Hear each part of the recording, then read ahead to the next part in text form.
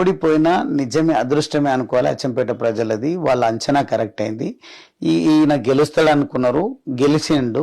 గెలిచిన దానికి ఖచ్చితంగా ఇక్కడనే పుట్టినా అని మాట్లాడుతున్నాడు కాబట్టి ఖచ్చితంగా అద్భుతంగా అచ్చంపేట అయితే అభివృద్ధి సాధిస్తుంది అని అనుకున్నా.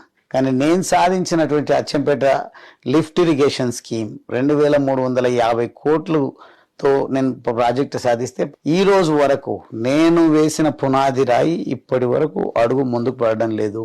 ప్రజలకు ఇచ్చినటువంటి హామీ నేను రాగానే ప్రాజెక్టును పూర్తి చేస్తా అని చెప్పేసి 6 నెలలు సంవత్సరంలోనే నీళ్లు బారిస్తా అనే పెద్ద మాటలు మాట్లాడినరు. కానీ ఈ రోజు వరకు అచ్చంపేట లిఫ్ట్ ఇరిగేషన్ స్కీమ్ విషయంలో ఒక్కటంటే ఒక్క అడుగు ముందుకు పడలేదు అనేది వాస్తవం. అంతెందుకు ఆయన సొంత ఊరికి, ఆయన సొంత గ్రామానికి మెయిన్ రోడ్ కొండారెడ్డిపల్లికి రోడ్డు కారణంగా భూములు కోల్పోయిన రైతులకు నష్టపరిహారం ఇవ్వలేదు. ఇప్పటి వరకు ఆ రోడ్డు వేసుకోలేకపోయింది. ఇంకా ఈ 2 సంవత్సరాలు ఆయన ఏం చేస్తాడు అనేది ప్రజల్లో విస్తృతంగా చర్చ జరుగుతూ ఉంది. ఈయనతో ఏం కాదు, మన తప్పు చేసినా తప్పకుండా మన చెప్పుతో మనం కొట్టుకోవాల్సిందని ప్రజలు మాట్లాడుతున్నారు.